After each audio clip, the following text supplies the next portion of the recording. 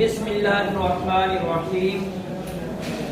आज जनाब संडे के लेक्चर के अंदर मैंने जो आप लोगों की पहले चैप्टर के अंदर 9th की किताब में से 9th की मैथ की किताब में से पहले चैप्टर के अंदर हम लोग एक एक्सरसाइज कर रहे थे। तो उसमें से एक क्वेश्चन जो है ये लास्ट वाला हम लोगों का रह गया था। आज पहले वो करेंगे और उसके बाद फिर हमारे पास कुछ कालब की आगे जो है ना ये डेफिनेशंस है, कालब की कुछ डेफिनेशंस हैं वो हम लोग करेंगे जी, ठीक है। और उनकी साथ साथ एग्जांपल्स लेके तो उनको समझेंगे कि जनाब ये मुख्तलिफ किस्म के कालब जो होते हैं ये किस तरह इनका क्या हिसाब होता है। सबसे पहले तो जो एक्सरसाइज नंबर 1 है ना 9th क्लास की,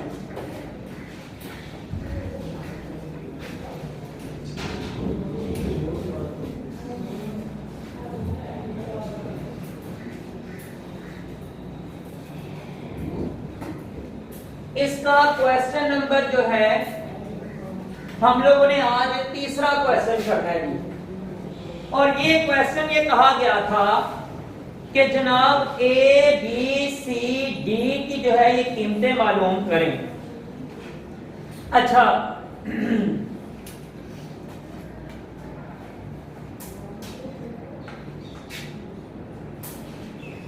और इसमें भाई दो कॉलम हमें दिए गए हैं। एक है जी a प्लस सी, उसके बाद a प्लस 2b, और उसके बाद है c माइनस 1, फिर 4d माइनस 6।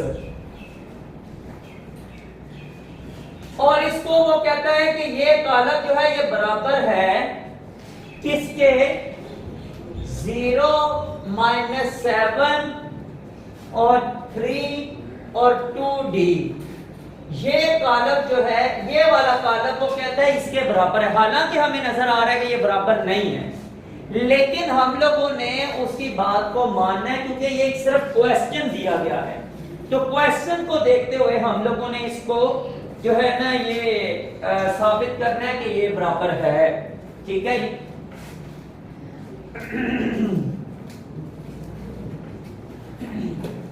अच्छा जी, अब इस तरह है कि जब ये दोनों कॉलम आपस में बराबर हैं, जब ये दोनों कॉलम आपस में बराबर हैं तो फिर क्या है कि ये वाला नंबर इसके बराबर है, ये वाला नंबर इसके बराबर है, ये वाला नंबर इसके बराबर है और ये वाला नंबर इसके बराबर है। दोनों कॉलम के बराबर होने का मतलब ये होता है कि अरकान आपस में जो उसके हैं वो सारे के सारे आपस में बराबर होंगे, लेकिन उनकी पोजीशन को साथ रखते हुए और उनकी जो है ना अलामत को भी साथ रखते हुए। लेकिन चूंकि ये उसने कह दिया हुआ है कि ये दोनों आपस में बराबर हैं तो हमने उसकी बात को मानना है क्वेश्चन को हल करने के लिए। जब ये बराबर है तो हम सबको जो है ये चारों रकमों को आपस में बराबर लिख लेते हैं। कैसे, a प्लस सी बराबर है 0 के, ठीक है। उसके बाद a प्लस 2b बराबर है -7 के, फिर c माइनस 1 बराबर है 3 के, उसके बाद 4d माइनस 6 बराबर है 2d के। समझ आ गई बात की कि मैंने ये कैसे लिखा है जी? मुझे समझ आ गई सबको कि मैंने ये कैसे लिखा है। मैंने ये वाली रकम बराबर है उसके साथ सामने वाली उसकी रकम a प्लस सी बराबर 0, फिर ये वाली रकम a प्लस 2b बराबर है उसके सामने वाली रकम -7, ये लिख दिया। उसके बाद c -1 बराबर है उसके सामने वाली रकम, जो उसकी बनती थी उसका मैंने लगाया, और उसके बाद 4d माइनस 6, ये 4d माइनस 6 है, ये बराबर है 2d लिखा हुआ है, तो 2d के बराबर है वो। ठीक है जी। अच्छा, अब ये बात फिर वही आ गई है जिस तरह के हम लोगों ने 8वीं क्लास का वो फार्मूला पढ़ रहे हैं, और हम लोगों ने उसमें क्या पढ़ा था कि जो एक चीज बराबर के एक तरफ जरब हो रही है तो दूसरी तरफ वो जरब तकसीम हो रही होती है। अच्छा, अगर एक चीज जमा हो रही हो तो दूसरी तरफ क्या होगा? हाँ जी, क्योंकि वो जमा का उल्ट जो है वो माइनस है, तकसीम का उल्ट जो है वो जरब है, जमा का उल्ट जो है वो माइनस है। तो हम लोग की इसको हल करते हैं हम। ये जो माइनस सी है, ये प्लस सी है ना, ये बराबर की दूसरी तरफ जाएगा तो वो बन जाएगा माइनस सी। ठीक है, अभी ये याद रखना है कि ये ए की कीमत निकली नहीं है, सब की जो कीमत है वो नंबर्स की शक्ल में आनी है, यानी कि ए के बराबर भी कोई ना कोई नंबर आएगा, बी के बराबर भी कोई ना कोई नंबर आएगा, सी के बराबर भी, और इसी तरह डी के बराबर भी कोई ना कोई नंबर आना है। अच्छा,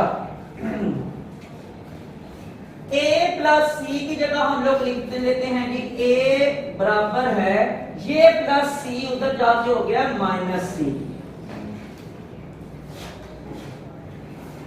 इसमें क्या है, हम लोग क्या करते हैं कि ये जो a है ना, इसको उठा के, या ये जो प्लस 2b है, इसको उठा के दूसरी तरफ ले जाते हैं, और उसको जो है या एक इसको या अभी इसको यहाँ पे स्टॉप करते हैं। हम लोग पहले इसको निकाल लेते हैं। ये देखिए कैसे, मैं क्यों कह रहा हूँ इसको निकाल लेते हैं, यहां से हमें c की कीमत हासिल हो जाएगी। कैसे, ये जरा चेक करिए। c ये -1 लिखा हुआ है, -1 बराबर के दूसरी साइड पे जाके क्या हो जाएगा? +1। ये 3 उसी तरह ही है, इसको जनाब +1 लिख दिया, तो c बराबर क्या आ गया है? 4। c की कीमत क्या हासिल हो गई है? 4। अच्छा, c की कीमत अगर 4 हासिल हो गई है तो c की जगह यहां पे ये c लिखा हुआ है, तो उसकी जगह मैं 4 लिख सकता हूं कि नहीं? ये c बराबर है 4 के, तो यहां पे भी c की कीमत मैं लिख सकता हूं कि नहीं? c की कीमत यहां पे लिखी जा सकती है। जो चीज किसी नंबर के बराबर या बराबर कोई भी चीज होती है उसकी जगह उसको दी जा सकती है, क्योंकि ये c की कीमत है। c के बराबर जो 4 लिखा हुआ है ना, ये c की कीमत है। जहां कहीं पे भी c की कीमत की हमें जरूरत पड़ेगी हम वो यहाँ पे लिख सकते हैं। तो माइनस सी है तो फिर क्या है? माइनस उसका टिका रहेगा, हम सिर्फ उसकी कीमत 4 लिखेंगे बस। जो c की कीमत है हमारे पास तो सिर्फ 4 है, तो हम वो लिखेंगे, माइनस वहीं पे रहे, तो वो a बराबर -4 बन जाएगा। ठीक है, हम लोगों ने बस यही करना है। चूंकि आप लोगों के लिए ये चीज नई है तो मैंने यही काम आप लोगों को सिखाना है कि ये जो c है ना, इसकी कीमत 4 है, तो मैंने c की जगह उसकी कीमत लगा दी, c को हटा दिया, उसकी जगह उसकी कीमत लगा दी। उसके आगे पीछे जो भी चीज पहले से मौजूद है वो उधर ही रहने दें, उसको नहीं हमने देखना। ठीक है, तो a बराबर है, यहां पे आ गया -4, a की कीमत हमें हासिल होगी है -4। ठीक है, अब क्या है, जब a की कीमत हमें हासिल हो गई है तो a की कीमत हम लोग अगर यहां पे पुट कर लें तो यहां से हमें फिर b की कीमत हासिल हो जाएगी, क्योंकि a तो खत्म हो जाएगा, a की जगह उसकी तो हम लोगों ने कीमत लगा ली है, तो वो तो खत्म हो गया, तो पीछे सिर्फ रह गया b। तो बाकी जितने भी नंबर उनका जो भी काम बनता है वो सारा हम लोग प्रोसेस करते हैं, तो उसके बाद हमारा सिर्फ b को खाली कर देंगे, b की कीमत बन जाएगी वो सारी। कैसे, अब देखिए जरा, a की जगह यहां पे मैं लिख रहा हूं -4 जमा 2b बराबर है -7 के। ये जो -4 है ये दूसरी तरफ जाके क्या हो जाएगा, +4। ये जो -4 है ये दूसरी तरफ जाके +4 हो जाएगा और बन जाएगा 2b बराबर है -7 + 4। 2b बराबर क्या जवाब आएगा, क्यों -3? हाँ जी, क्योंकि बड़ी रकम जो है ये 7 मौजूद है तो छोटी रकम है 4। तो जमा माइनस में जो अमल होता है वो माइनस का होता है, लेकिन अलामत जो होती है बड़ी रकम की लगाई जाती है। ठीक बताया आपने अजान।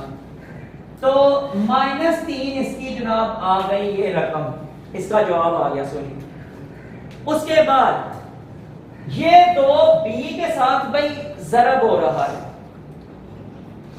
हमेशा याद रखना है कोई भी नंबर किसी भी वेरिएबल के साथ इस तरह लिखा हो, a b c d से लेकर जितने भी हैं ये आप लोग 7th क्लास में पढ़ चुके हैं कि वेरिएबल क्या है और मुस्तकिल अदाद क्या है। वेरिएबल्स a b c या हम लोग अगर उर्दू में इस्तेमाल करना चाहें तो अलिफ बे से ये इस्तेमाल कर सकते हैं, ये वाले इस्तेमाल कर सकते हैं। जिसकी कोई मुस्तकिल वैल्यू ना हो वो वेरिएबल होता है, और जिसकी एक मुस्तकिल, ये देखो 4 है, 4 तो हम 5 नहीं कह सकते, 4 को 5 कह सकते हैं, वो एक मुस्तकिल वैल्यू है। हाँ, ये जो a लिखा हुआ है इसको वेरिएबल क्यों कहते हैं, इसको मुतगय्यर क्यों कहते हैं, क्योंकि अभी इसकी कोई वैल्यू नहीं है। तो इसकी जब वैल्यू है कोई नहीं है तो वो कोई भी हो सकती है। a जो है ये बराबर 4 के भी हो सकता है, 5 भी हो सकता है, कुछ भी हो सकता है। अभी हमें उसकी वैल्यू का पता ही नहीं, इसलिए उसको मुतगय्यर कहते हैं। ठीक है जी। अच्छा जी, तो ये मैंने बताया कि 2 जो है ये इसके साथ हो रहा है ज़रब, तो बराबर के दूसरी साइड पे क्या हो जाएगा, b बराबर है -3/2। अच्छा भाई, कुछ तकसीमें ऐसी होती हैं जिनको ना हमें याद रखना चाहिए। 3/2 का जवाब अगर इशारिये में लाना चाहे तो क्या जवाब आएगा, 1/, फिर बटा बोल रहे हैं, मैं इशारिया कह रहा हूं। 1.5 जी असद, आपने सही बताया है। देखें भाई कैसे, ये मैं कह रहा हूं कि कुछ जो है ना तकसीमें ऐसी होनी चाहिए जिनका जवाब हमें वैसे ही पता होना चाहिए। 2 1 बार 2, 3 में से 2 बाकी 1 नहीं जाता, इशारिया लगाया, यहाँ पे भी इशारिया लगा के 0 लगा के कितने बार, 2 5 बार 10। ठीक है, माइनस वही का वही रहेगा। b बराबर है -1.5। अब जनाब हमारे पास a की कीमत आ गई है, c की कीमत आ गई है और d की कीमत आ गई है। अभी d की कीमत रहती है, ये d की वैल्यू लिखी हुई है पूरी। तो ये आसान है, ये कोई इसमें मुश्किल काम नहीं है। करना इसमें क्या है, इसमें ये जो 2b लिखा हुआ है ये कौन सा है, जमा का या माइनस का है, क्योंकि उसके साथ कोई अलामत नहीं लिखी हुई इसलिए ये जमा का है। तो जमा का ये जो 2d है ये इधर जाके क्या हो जाएगा, माइनस का 2d हो जाएगा, और ये -6 जो है ये उधर जाके जमा का 6 हो जाएगा। तो ये बन गया जनाब 4d - 2d बराबर है 6। 4d में से 2d निकाले तो कितने रह गए, 4d है ना, मसलन 1 2 3 4, इसमें से 2d निकाले, ये निकाल दिए तो पीछे कितने रह गए, 2d। आसान से आसान करके आपको समझाने की कोशिश कर रहा हूं यार, ठीक है। तो 4d में से 2d निकाले तो यहाँ पे रह गए 2d, प्लस के या माइनस के, प्लस के, क्योंकि 4 जो है ये प्लस का है इसलिए ये प्लस के 2d है यहाँ पे 6। अच्छा, ये 2d के साथ जो है ये हो रहा है ज़रब, तो दूसरी तरफ जाके d बराबर है 6/2, 2 1 बार 2, 2 3 बार 6, तो डी की कीमत बराबर आ गई 3 के। ले जी हमारे पास अब जो है ये चारों कीमतें आ गई हैं। ए बराबर है -4 के, सी बराबर है 4 के, डी बराबर है 3 के और बी बराबर है -1.5। ठीक है जी। मैंने आपसे शुरू में कहा था कि सारे के सारे जो ए बी सी डी हैं इनकी सारी की सारी कीमतें नंबर्स की शक्ल में आनी है। ए बी सी दोबारा नहीं इसमें शामिल होगा। ठीक है, तो ये इस क्वेश्चन का जवाब था। इसको हम लोगों ने ऐसे हल करना है। तो यहां पे आके हमारी जो एक्सरसाइज नंबर 1.1 है ये कंप्लीट हो जाती है। इसके बाद हम लोगों ने क्या करना है, आगे जो है ये कुछ डेफिनेशंस हैं वो हम लोग पहले कर लेते हैं और आज हमारा वो डेफिनेशंस का ही काम होगा क्योंकि तकरीबन वो 12 डेफिनेशंस हैं। लेकिन मैं यहाँ पे लिखवाऊंगा नहीं, पढ़ूंगा और उसकी सिर्फ एग्जांपल्स यहाँ पे लिखूंगा जी, ताकि आप उसको समझ जाएं। बाकी ये है कि किताब भी आपके पास मौजूद हो सकती है, तो किताब में भी आप जो है ये पढ़ सकते हैं।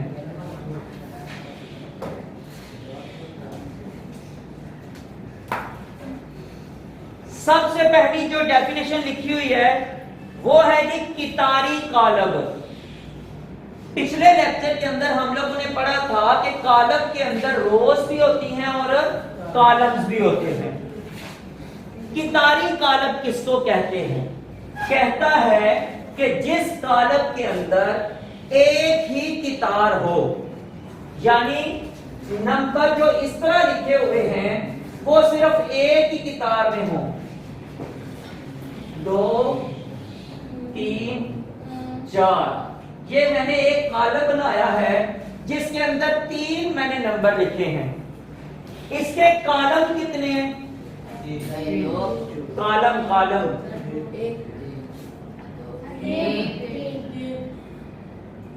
अमार के अलावा और किसने 3 बोला? रेहान शहजाद और अमार ये दोनों सही कह रहे हैं कि भाई इनके कॉलम जो है ये 3 है।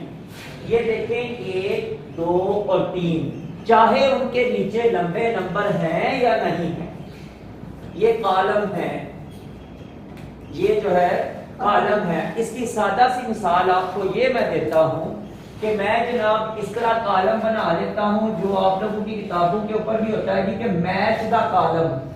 किताबों के ऊपर ये क्वेश्चन होता है कि मैच द कॉलम। मैं यहाँ पे कॉलम 1 लिख लेता हूँ C1 C2। ठीक है, अब क्या ये कॉलम नहीं है? हालांकि वो खाली है, हालांकि उनके नीचे कुछ भी नहीं लिखा हुआ, लेकिन कॉलम तो है ना भाई। इसी तरह इनके नीचे लंबे अगर नंबर नहीं भी लिखे हुए लेकिन कॉलम तो है। तो ये लेकिन इसमें कितार कितनी है, रो कितनी है? वो जो है ना वो सिर्फ एक ही है जो हमने ये यहाँ पे लिखी है। तो भाई कितारी कालब उसको कहते हैं जिसके अंदर सिर्फ एक ही रो हो, जिसके अंदर सिर्फ एक ही रो हो उसको कितारी कालब कहते हैं जी। ये है हमारी पहली डेफिनेशन। इसके बाद जी कालमी कालब, जिस तरह कितारी पढ़ा है ना इस तरह है कालमी। इसको कॉलम का मैट्रिक्स कहा जाएगा इंग्लिश में। वो क्या हिसाब है? वो हिसाब ये है भाई कि जिस तरह मैंने 2 3 4 इस तरह लिखा है ना, मैं अगर इसको लिख देता हूं ये इस तरह, और ये जनाब मैंने इस तरह कॉलम बना दिया। इसमें कितने कॉलम हैं जी? इसमें कॉलम एक ही है भाई, ये एक ही कॉलम है। रोज कितनी है? इसमें रोज 3 है। अब आप लोगों को समझ आ गया कि हमें कैसे बात करनी है। तो ये 1 2 3 ये रोज हैं और कॉलम जो है वो एक ही है। इसको कहते हैं कालमी कालब। ठीक है, जिसके अंदर सिर्फ एक ही कॉलम हो उसको कॉलमी कॉलम कहा जाता है। नेक्स्ट डेफिनेशन, हाँ जी क्या बात है? अच्छा, मुस्ततील कॉलम जी, ऐसा कॉलम जिसके अंदर अरकान की जो तादाद है ना वो ऊपर नीचे और लेफ्ट साइड दोनों साइडों पे बराबर ना हो,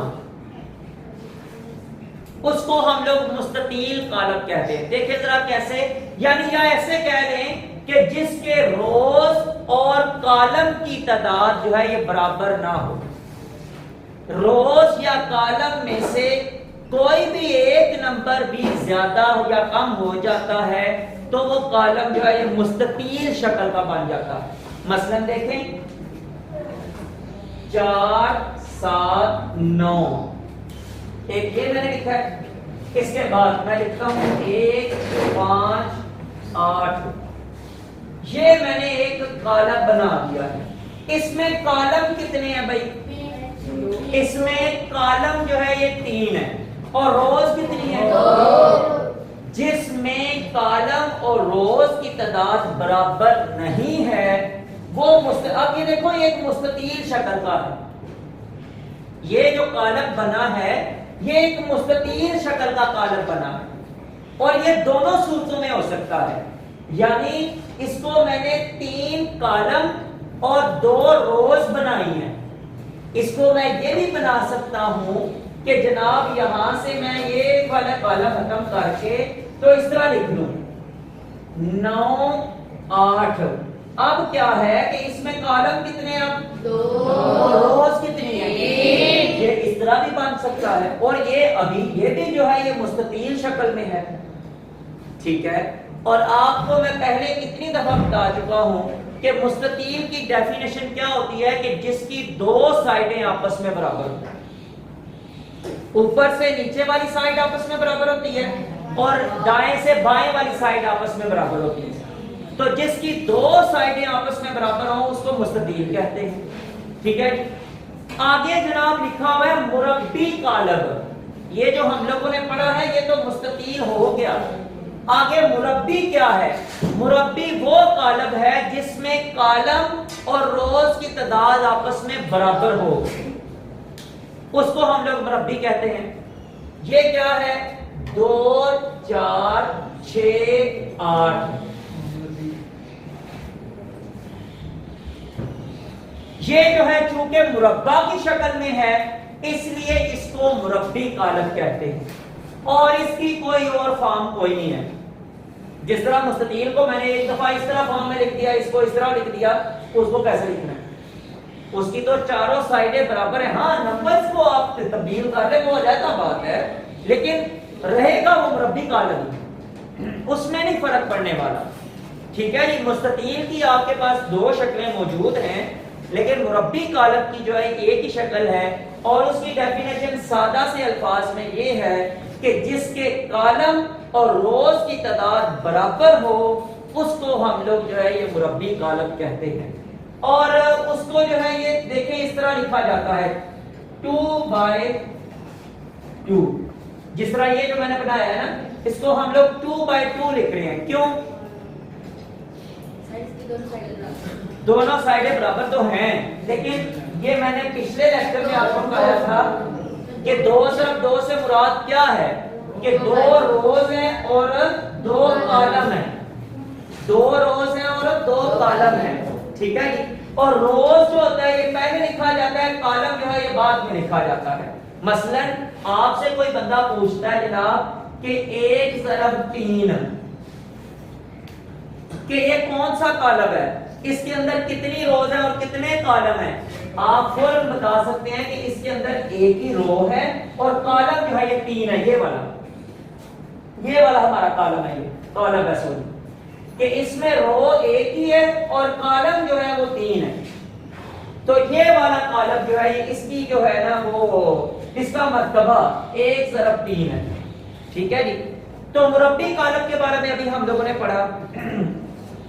इसके बाद आता है जी सिफरी कॉलम। सिफरी कॉलम क्या होता है? सिफरी कालब ये होता है कि जिस कालब के अंदर सारे के सारे अरकान सिफर हो, जीरो हो, लाइंस का कॉलम्स का कोई हिसाब नहीं है, सिर्फ एक ही बात को फॉलो करना है और वो ये है कि सारे के सारे अरकान जो हैं वो सिफर होने चाहिए। बस ये वाली आज की डेफिनेशन होगी क्योंकि टाइम हमारे पास खत्म हो गया है। ये देखें जरा कि मैं एक कॉलम बना रहा हूं, सिफर सिफर सिफर सिफर। ये मैंने कॉलम बनाया जिसके अंदर मैंने सारे के सारे अरकान जो है ये सिफर लिखे हैं, तो इसको ये सिफरी कॉलम कहा जाएगा। जिस कॉलम के अंदर सारे के सारे अरकान जो है ये सिफर होंगे उसको सिफरी कॉलम कहा जाएगा। ठीक है जी, तो ये आज हमारी 5 डेफिनेशन हो गई हैं। इंशाअल्लाह ताला अगले लेक्चर के अंदर बाकी डेफिनेशन कंप्लीट करके तो एक्सरसाइज नंबर 1.2 करेंगे, जिसमें यही सिर्फ चीजें आप लोगों ने पहचाननी है। इस एक्सरसाइज के अंदर भी आप लोगों ने सिर्फ ये कॉलम की पहचान करनी है कि ये कॉलम कौन कौन से कॉलम है। ठीक है जी, तो आज के लिए इतना ही, इंशाअल्लाह ताला नेक्स्ट फिर करेंगे।